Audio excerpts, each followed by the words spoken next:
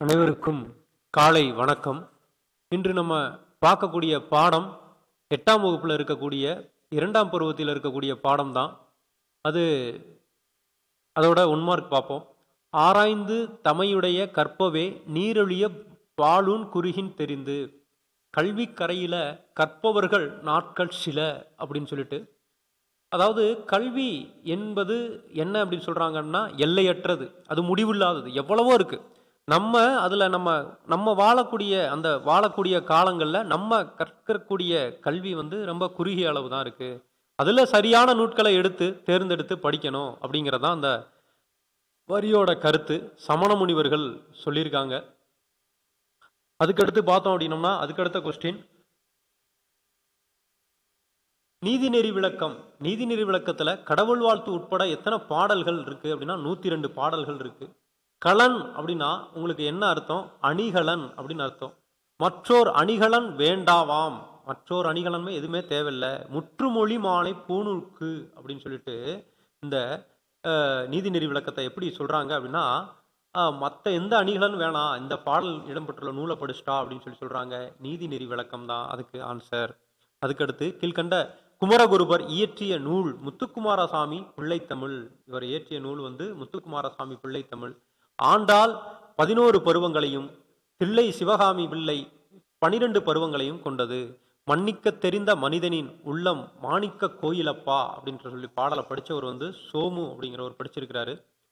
என் நண்பர் பெரும் புலவராக இருந்த போதும் அகம்பாவம் இல்லாம வாழ்ந்திருக்கிறாங்க அப்படின்னு சொல்லி அந்த பாடல்ல வரும். கோவில் அப்பா அப்படின்னா கோவில் கூட்டல் அப்பா. கல்வி என்பது வருவாய் தேடும் வழிமுறை என்று அன்று ஆன்மாவிற்கு பயிற்சி அளிக்கும் ஒரு நெறிமுறை அப்படின்னு சொல்லி சொன்னவர் விஜயலட்சுமி பண்டிட். அவங்க சொல்லியிருப்பாங்க. கல்வியின் சிறப்பை பற்றி தான் அந்த பாடல் 4வது இதில் இருக்கும். புற உலக ஆராய்ச்சிக்கு அறிவியல் ரொம்ப முக்கியம் அப்படின்னு சொல்றாங்க. இயற்கை இன்ப தவம் அப்படின்னு சொல்லி பார்த்தோம்னா சீவக சிந்தாமணி. இயற்கை பரிணாமம் அப்படின்னா பெரிய புராணம். இயற்கை அன்பு அப்படின்னா கம்பராமாயணம். இயற்கை இன்பக்களம் கலித்தொகை. அதனால இந்த பி ஆப்ஷன் தான் இதுக்கு வரும். பலர் கெட்டாதென்னும் வீடென்று கல்வி, ஒரு தேர்வு தந்த விளைவென்று கல்வி, அது வளர்ச்சியின் வாய்வில் அப்படின்னு சொல்லிட்டு எழுதியவர் இந்த கல்வியின் சிறப்பை பத்தி சொல்லியிருப்பாரு. இது பலர் கெட்டா அப்படின்னா நிறைய படிக்கிறது, ஒரு தேர்வு எழுதுறதுல கல்வி, கேட்கறதுல கல்வி, ஆனா அது அறிவு வளர்ச்சி அடைஞ்சுக்கிட்டே இருக்கிறது தான் கல்வி அப்படின்னு சொல்லிட்டு குலோத்துங்கன் ஒரு இதுல சொல்லியிருப்பாரு. ஒரு பாக்ஸ்ல போட்டிருக்கோம் உங்க புக்ல. சிறந்த மேடை பேச்சாளராகவும் பெண்ணின் பெருமை, தமிழ்ச்சோலை, புதுமை வெட்டல், அழகு போன்றதெல்லாம் திருவிகா அவர்கள் எழுதியிருக்கக்கூடிய நூட்கள் தான் இதெல்லாமே. மனித வாழ்க்கையும் காந்தியடிகளும் என்ற நூலை எழுதியிருக்கிறதுனால இதையும் அவர் தான் எழுதியிருப்பாரு. ஆனா காந்திய கவி அப்படின்னு அழைக்கப்பட்டவர் ராமலிங்கனார். அதனால இது 1 சரி 2 தப்பு. அன்புடைமை என்ற ஆன்ற குடியில் பிறத்தால் இவ்விரண்டும் பண்புடைமை எனும் வழக்கு. அன்புடையவர்களாக இருப்பது சிறந்த குடியில் பிறந்திருப்பதற்கான பண்புடைமை அப்படின்னு சொல்லிட்டு குறள் சொல்லியிருக்கு. ஒரு ஆரம்ப பள்ளி ஆசிரியரின் குறிப்புகள் என்ற நூலை எழுதியவர் குப்புசாமி. நந்தமிழ் காவியங்களும் ஓவியங்களும் இயற்கை அமிழ்தாய் உயிரையும் உடலையும் உணர்வீர்கள் அப்படின்னு சொன்னவங்க திருவிகா. அதுக்கடுத்து பெயர் சொல்லின் பொருளை வேறுபடுத்த பெயர்ச்சொல்லுடன் இணைக்கப்படக்கூடிய அசைகளை என்ன சொல்றோம்னா வேற்றுமைகள் அப்படின்னு சொல்றோம். வேற்றுமை உருபு இடம்பெற வேண்டிய இடத்தில் அத்து மறைந்திருந்து பொருள் தந்தால் அதை வேற்றுமை தொகை அப்படின்னு சொல்லுவோம்.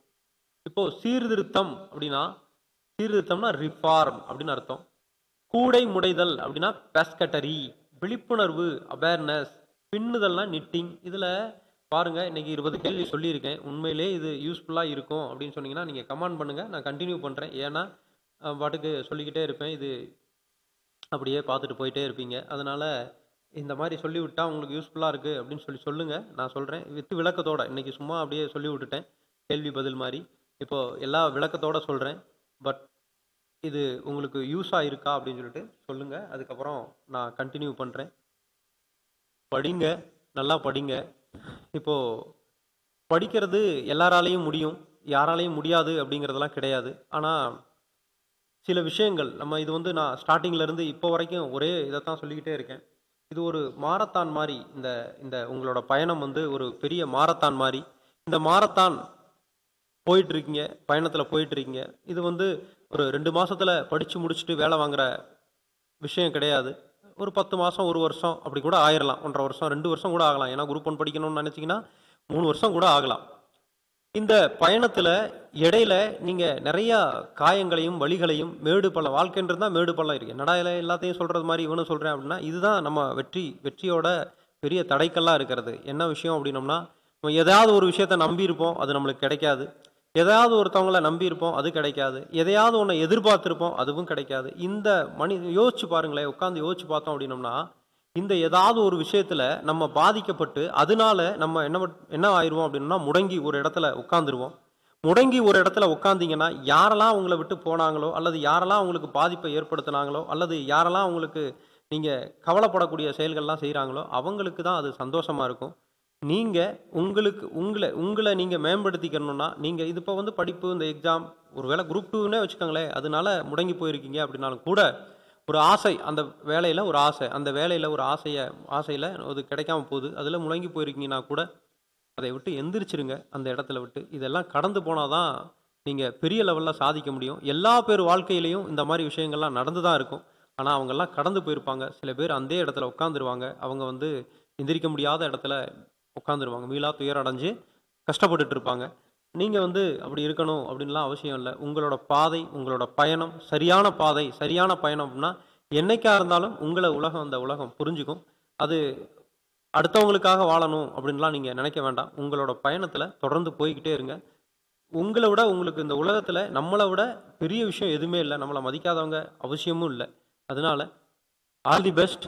நல்லா படிங்க. இந்த தமிழ் இன்னைக்கு ஸ்டார்ட் பண்ணியிருக்கேன். இது ஒரு சாம்பிள் தான். அதாவது எதுக்காக நான் அதை சொன்னேன் அப்படின்னா இது கண்டினியூ பண்ணணும். விளக்கத்தோட நான் சொல்றேன். என்னால் சொல்ல முடியும். தமிழை உண்மையிலே நான் நல்லா படிச்சிருக்கேன். தமிழை நல்லாவே சொல்ல முடியும். உங்களுக்கு தேவைப்பட்டுச்சு அப்படின்னா கமெண்ட் பண்ணுங்க, நான் கண்டினியூ பண்றேன். மற்றபடிக்கு மேக்ஸு, தமிழறிஞர்களும் அவர்கள் ஆற்றிய தொண்டுகளும், இலக்கணம், இலக்கியம் இதெல்லாம் போடுவேன். இந்த 1 மார்க்கும் இந்த மாதிரி டைப்பில் போட்டால் எங்களுக்கு யூஸ்ஃபுல்லாக இருக்கும் அப்படின்னு சொன்னீங்கன்னா நான் போடுறேன். தேங்க்யூ. All the best. நல்லா படிங்க, ஹாப்பியாக படிங்க, உங்களுக்கான வாழ்க்கையை வாழுங்க. Okay, thank you.